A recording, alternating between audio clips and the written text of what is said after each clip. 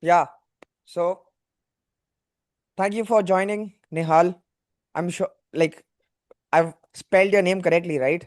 I pronounced your name Yeah, yeah, correctly. you have. You have. Mm-hmm. So what grade are you in? School? I'm cur I'm currently in grade 10. You're in grade 10. Perfect. Wow.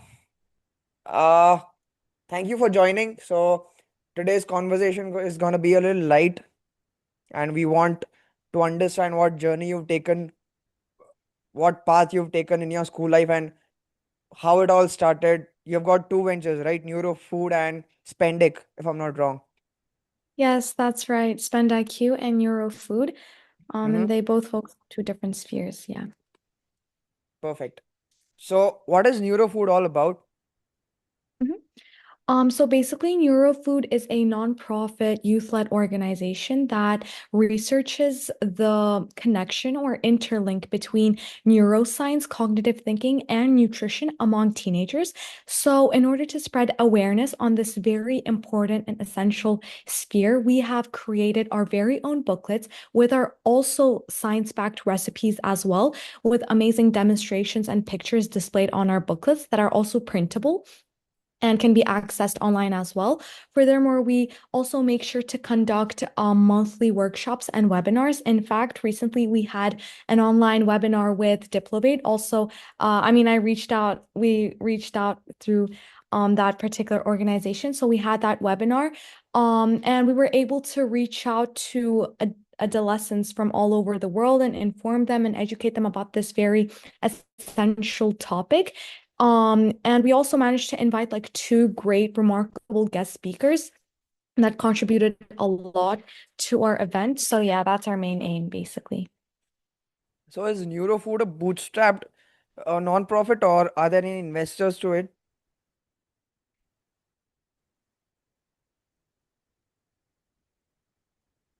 Deal with the finances. We have received IB funds from, for instance, I don't know if you're familiar with it, but there's like an IB youth fund program that kind of funds or finance.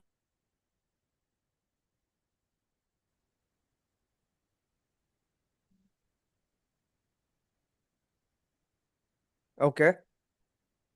Was my video lagging while you were speaking? Yeah, it was. It was. Uh, Now I'm audible. Yeah. Perfect. So, uh, all right. And how long has Neurofood been till now? Is it an year, or how young is it? Mhm. So the idea came in like exactly a year ago or a little over a year, but then we began implementing things in the summer of 2025. So July, yeah. Since July, we've been active in implementing all these events and all that. Yeah. Perfect. And are you a hybrid organization? Do you operate both online and in real world as well? Is that so?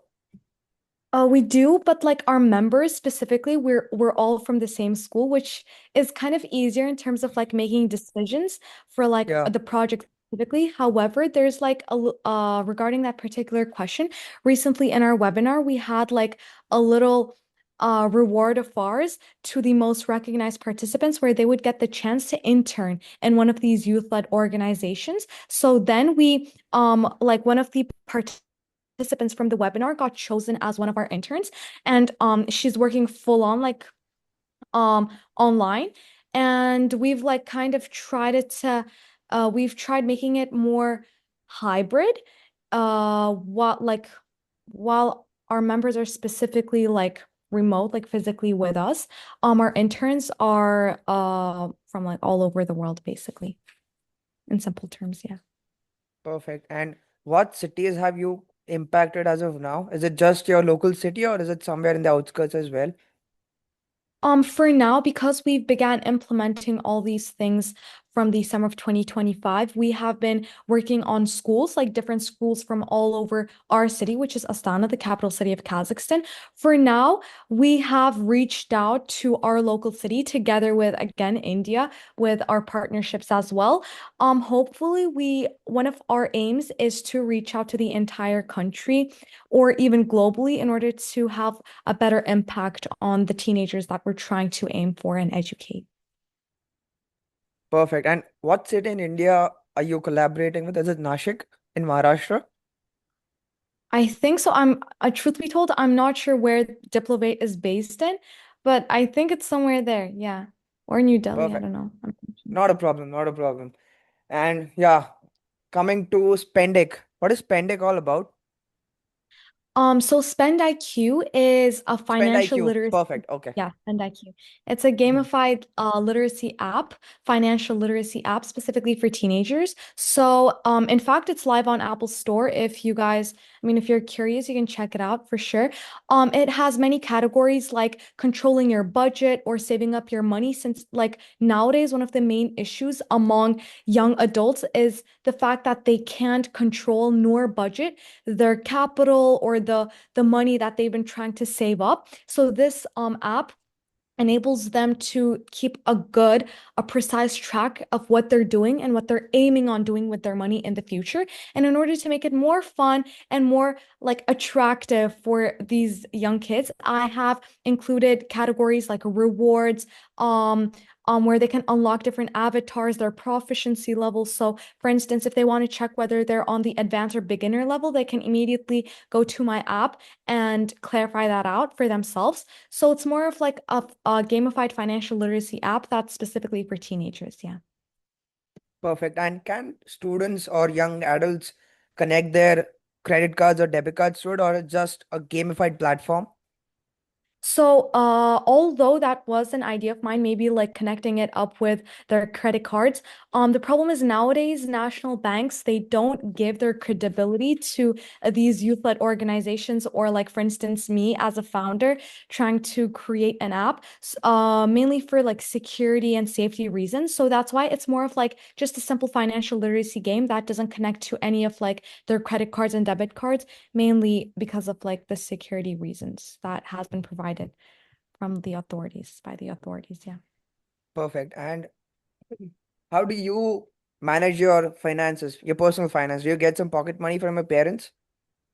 I do truth be told, before I used to struggle with like I am personally good at saving my money. However, like I wouldn't really keep a precise track of what I was doing or aiming on doing, you know? So then after I found a feasible solution to that, I've been beginning to use my app, which it has been a lifesaver. For instance, if I have, oh, it also like keeps a track of your expenses. Let's say I put a particular amount of money, like as in a value to my app, I can get the chance to track whether I have made any expenses, within a week that I have forgotten about. So this like gives me a clear path of what I should do and what I have done with my money in a particular period of time.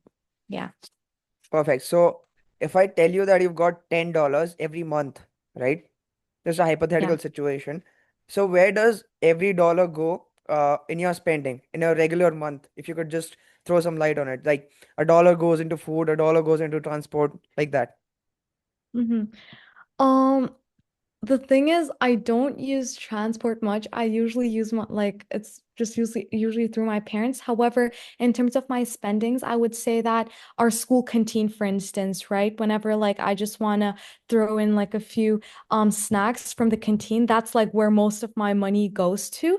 Yeah. And yeah, that's pretty much it, honestly. I don't really spend much like yeah, much on transport or other expenses, nor Oh, groceries actually. okay. You don't go for movies, you don't buy clothes, you don't go for shopping, nothing like that. Through my parents. Most of my allowances go to like food, basically. Yeah. I think you're just still super young for that to manage. Yeah. But I honestly, this is very what do you call appreciating because you're super young for this and still I think you're very sound about it. Sound is the right Thank you. word. Yeah. Coming to Yale Young Global Scholars, what is the story behind it? How did you get into it? How can Yeah. a person who is watching this get into Yale Global Young Scholars? Okay, so basically, as soon as I saw that the applications were open, I immediately reached out to my counselor because obviously I did need their help and support and guidance as well, since they're like professional in this sphere. So then I didn't really like overthink it. Like, although I did have a few doubts in me, like, what if I just spend a lot of time on applying to this program and then just don't end up getting in? But then like I tried kind of blocking those thoughts away and gave it a chance, like gave it a try. And then I patiently waited and then I got my results. Like one of the most essential, like the way I could advise young adults would be that do not doubt yourself. Although, yes, you might end up receiving some intrusive thoughts at the end of the day, whether you might get into such programs. What matters the most is to be courageous and take a step to trying to achieve a feat like that. Perfect. And did you get an opportunity to go to the US? My cohort is in the summer, towards the end of June. I'm currently working on my documents. Hopefully they will get resolved soon. So yeah. And especially like with all the visa issues right now, we're trying to deal with those too. So you will be in the US this summer, right? Hopefully, yeah. That's amazing. That's amazing. Congratulations. Thank you so much. Perfect. And what is the application process? Does it have an SOP, a statement, your accolades? What all does a person need to have to apply to Yale Global Young Scholars?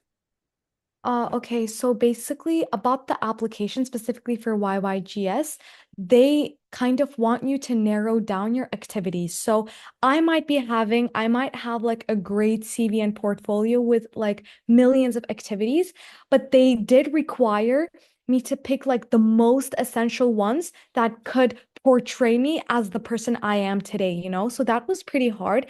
And like before starting the application, it would be great for students to kind of narrow down their CV and pick out the most important ones that could like wow the admission officers and then have themselves find the right teachers who could provide the recommendation letters for them, whether it's a counselor or a teacher who is kind of fond of you or the way you do in their subject. And yeah, and those who are planning on applying to financial aid specifically, it is very essential to get your documents ready on time, whether it's your parents' salary documents or expenses. It's great to know where to find these crucial documents from. Yeah. Perfect. And you're also a co-chair at Harvard World Model United Nations, if I'm not wrong. Yeah. So can you just throw some light on it? Mm-hmm. That occurred in Kazakhstan, Astana, although it was organized by Harvard University students as well. So they came here. And it was in fact hosted at our school. And because I have been like actively participating in MUN conferences, I decided on helping my school organize such event and also co-host since they were in need of some hosts and co-hosts and like the committees. So I decided on contributing and that was a great experience. Yeah. And when was this? Was it last year or No, it was this year. It was in winter, February. perfect? Coming to the next question, what inspired you to start Neurofood and why? What are you focusing on currently, apart from nutrition and cognitive performance? For in terms of neurofood, right? Uh-huh. So my answer might sound a little too internal, but other than trying to connect the like interconnect nutrition and cognitive behavior among teenagers, one of our aims is to promote our booklets because They have been created by us, my team and I, where we created our very own recipes too, through so much research that we had conducted on what kind of recipes or what kind of ingredients could we add to the recipes that we had created and how to make them look attractive and the demonstrations that we were showing in the booklets. So right now, our next possible actions would be to promote our booklets and make sure it reaches as many people as possible from all over the world. And that is why we make them printable. And in fact, we've reached over 50 students with our booklets. We have gave them out to, for example, a Neurofood Lyceum school. It's a high school based in Kazakhstan as well. So we distributed our booklets to those students as well. So through these little steps, we're trying on achieving this. Yeah, distributing our booklets to as many people as possible. Perfect. Are these booklets available in electronic format? Can we download They it are, they online? are. Yep, they are.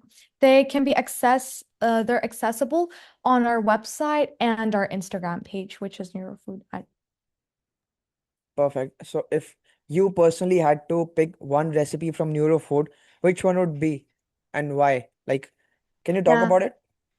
I can. So we have like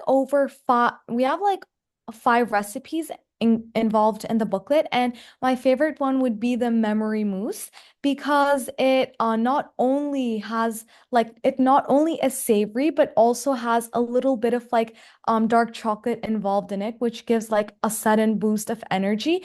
And obviously through like all the for instance, serotonin, substances like these like give a boost to your energy and also memory, which are extremely crucial for teenagers like us, in terms of our cognitive thinking or academic successes in schools. So yeah, I would definitely say the memory mousse. Perfect. Mm, what do you think? How strong is the connection between diet and academic performance? Okay, that's a great question. So although many people think diet, especially us, like people aged from 15 to 17, they think diet is mainly about the way you look and like the way you perceive yourself, right? But it's more than that. Diet and nutrition is the way you behave, the way you can behave, the way you think, and the way you also achieve academic successes because, for instance, the substances you get and receive from the things that you consume not only affect your stomach and other internal organs, but also your brain and how they also control your emotions. So that's why there's a huge connection between these two areas, and we shouldn't really confuse them up and we shouldn't forget the connection, this very crucial connection between them as well. Perfect. So just to create credibility among the viewers, can you please tell us what were the sources you used to conduct your research for Neurofood's recipes?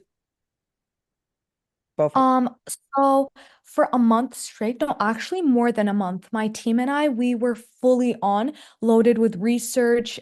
In fact, I remember one of our members reaching out to a nutritionist, no, a professor working at a university here in Kazakhstan who like their concentration is on nutrition. So we had a few talks with such figures as well. And on top of that, we also made sure to interview other teenagers. For instance, because we had like a few recipes in mind and because we needed to test them out as well, whether they were scrumptious or not, we had to interview people like adolescents and young adults and get their opinions on how they would perceive this particular innovation that we were creating. And through these interviews, through these sources that we were trying to come up with, we eventually like came up with a specific, precise conclusion on what we were aiming to do and what others wanted from us. Yeah. Perfect. Coming to Pioneer Academics, what is it? Pioneer Academics is a very prestigious research program that enables or gives students the opportunity to conduct yeah, a 3-month research with professors from prestigious universities like Harvard, Yale, Stanford, and even Cornell. So yeah, on the major or concentration that you have chosen in your application. So, which university professor were you under? Mine was Professor Cohn, and he was a professor in the concentration of social psychology in Cornell. Perfect. And what was your research topic? My research topic, well, again, as I've mentioned, my concentration was social psychology. However, my research question was different media types and their influence on the way teenagers perceive domestic violence. So I tried to focus on a very global issue and like a way of connecting it to teenagers and social psychology as well. Perfect. Persuasion based. Perfect. Perfect. And what was the output of the entire research thing? Did you get any output out of it?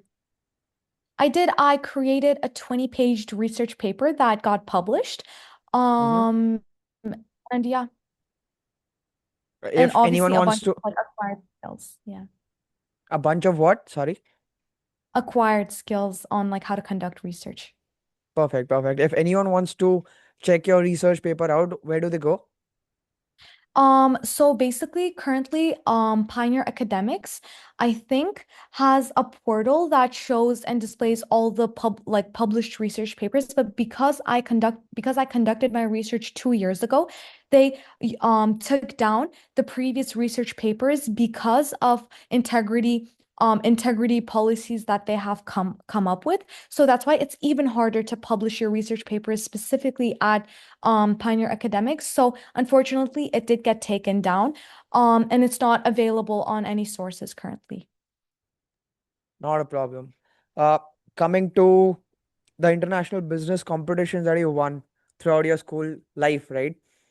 Can you Yeah. talk about that? Yeah, for sure. Honestly, business competitions, they don't require such like like numbered knowledge on whether you know statistics and all that, but more of like how to encounter and face analytical problems and issues in the current world. For instance, they can give you cases and they might ask you to observe these cases and then let you or have you give specific and feasible solutions to these problems. So it's basically them testing your problem solving skills. And honestly, me myself, I acquired my problem solving skills from another program called GPSI, Global Problem Solving Institute, also by Pioneer Academics. I did that in grade 7, I think, so 3 years ago. And having myself conduct research on like global issues made me like expand on my perspectives and also helped me a lot in my business competitions. Yeah, for sure. Mm, great. Uh, so what advice would you give young students who want to start something of their own, who are in high school right now and want to start a journey of their own, just like you have? Mhm. One of like my main suggestions would be, again, this is gonna get linked back to what I had said before, is to take a chance. You know, whether you doubt yourself, and yes, you will face so many like problems and struggles throughout your journey, because I also personally have. But what matters the most is not giving up and standing up for yourself independently, encountering these problems, and also not doubting yourself, you know. Uh, just having so much pride in yourself that like the mistakes you make kind of make you the person you currently are. So kind of going that with that particular mindset can help you a lot and like also help you take a lot of risks in the future. Perfect, perfect. And what problem do you want to solve in the future, 5 years down the line? Do you want to stick with Neurofood and spend IQ, or do you want to do something else as well? So personally, in the future, I want to pursue finance and healthcare. And so both of my projects currently are involved in the major or concentration I want to pursue in the future. So my finance side focuses on financial literacy among teenagers, and then my health side or healthcare side focuses on cognitive thinking and psychology with nutrition, which are also very indispensable sides of healthcare. So for now, I would like to, although these do kind of align with my interests, another thing I would like to focus on would be more of like environmental issues like food security or food poverty among like globally in the world, and how they get influenced by incomes like household incomes. So that would I would like to explore such thing, you know. Yeah. Perfect.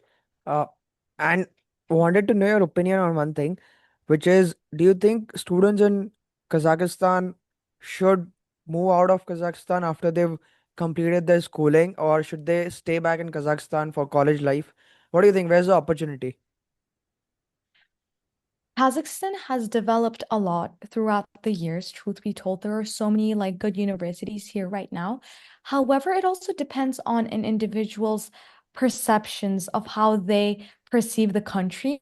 For instance, me myself, I study at an international school, and we like um I'm also me myself, I'm a foreigner. I'm not Kazakh. And so those who are foreigners are planning on moving abroad somewhere else, especially during their college years. However, those who are locals, they are pretty fond of what's happening in their country right now, their college status and how things are getting developed currently. So I would say it depends on an individual's way of perceiving the place. And those who would like to stay, I don't disagree with them. And I definitely do see their point as well on why they would like to stay here. Yeah. Perfect. And if that individual were you, what would your opinion be? Would you like to stay back in Kazakhstan? Again, Kazakhstan is a lovely country with great advancements. But me myself, again, the career I want to pursue, finance and healthcare, I feel like this career path would be aligned like in a more developed way in a different country. For instance, the US, especially if I want to do private equity in healthcare with hospitals and clinics.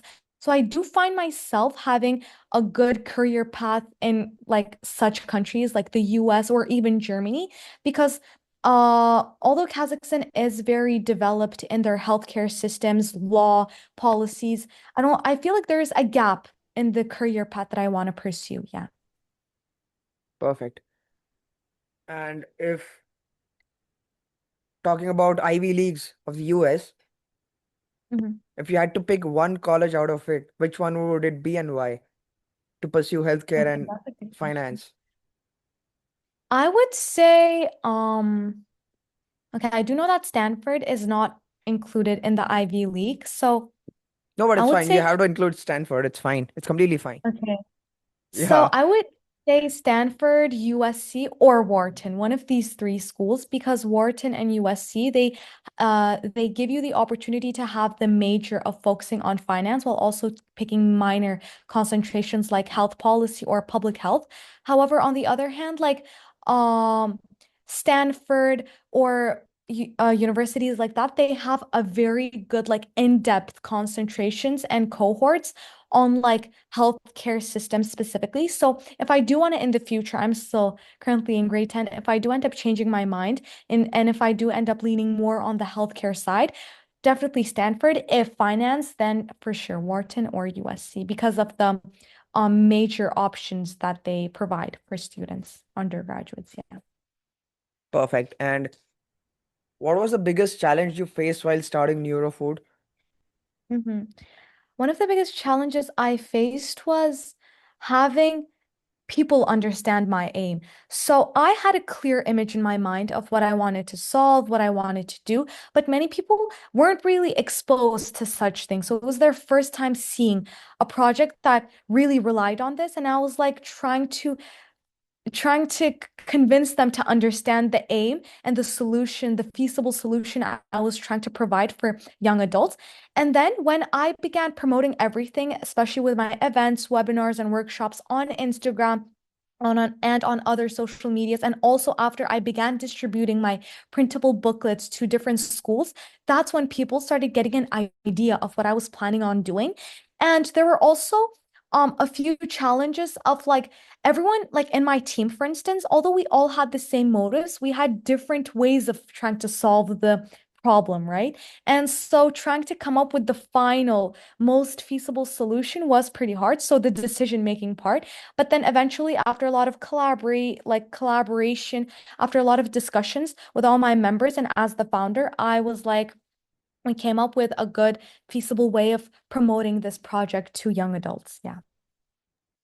Perfect, perfect. And uh, talking of your life in music, how has music helped you stay consistent on the path?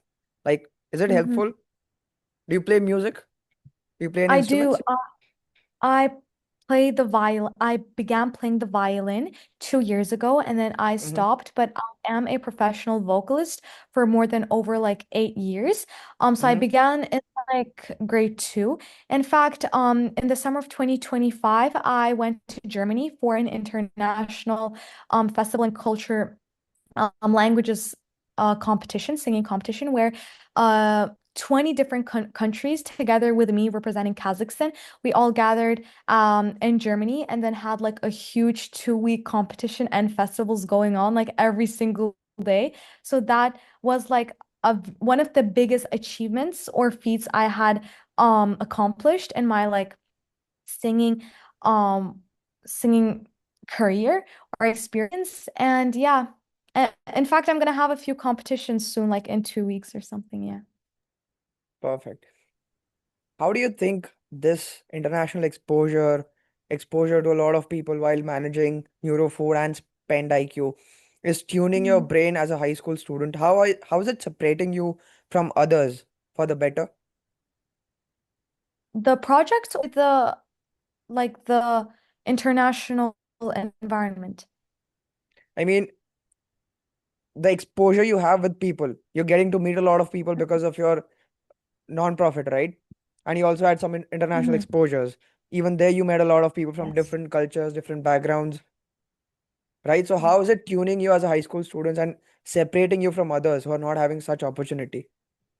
Uh, Honestly, it does make a very big difference, like a huge difference, because the more I get to meet people from all over the world, from different backgrounds, cultures, they all sh share like different opinions and perspectives and perceptions, whether it's about my project, let's say nutrition and cognitive thinking, or even financial literacy among teenagers.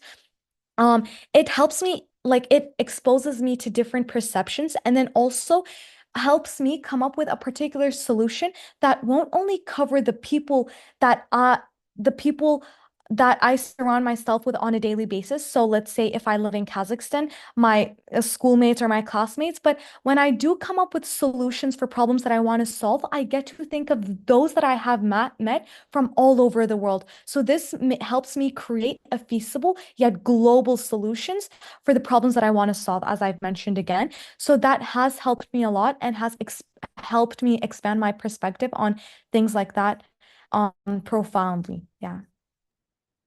Perfect. Uh, One last question for the day, and then we'll be talking about a rapid fire round. What does a normal productive day look like in your life?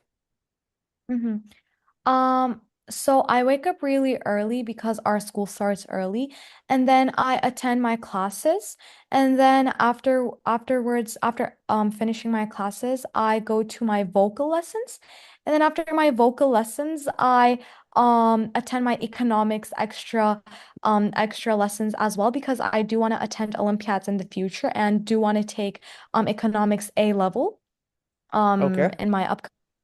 And then I attend a few of my SAT extra classes that are online. And then during my extra time, like leisure time, I spend a lot of my time with my family, my friends, like we go on walks, and I also focus a lot on my youth-led organizations as well. So kind of informing my members of what we want to do next, what we have done, how we can improve our project, and so on and so on. Yeah. Perfect. So let's come on to the rapid fire round, right? Yeah. So if you had to settle in one place in the entirety of the world for work, which place would it be? Just the name. United States. Okay. And if that place had to be a place for vacation, which one would it be? So other than the United States, correct? No, it's fine. If you want a vacation in the US, it's fine. Not a problem. N no, like career wise, the United States, yes. But Okay, vacation wise, Europe, you're perfect. Coffee or green tea? What do you prefer? green tea for sure. Mm-hmm. Singing or violin? Singing. Okay. Favorite brain food? Favorite brain food. Okay, that's good. S mm-hmm. Salmon with broccoli. Like fried or just baked? Not fried at all. Fried is very unhealthy. Actually, Baked, oven baked, yeah. oven baked. Perfect. Favorite subject in school? Maths. Maths. One app you can't live without. One app I can't. WhatsApp. Mm-hmm. Brain science or psychology? Brain science. Okay. Favorite place to study? Favorite place to, like country-wise or just place? Just a place. It's fine. My room. Mm-hmm. If you could start another startup tomorrow, which one would it be?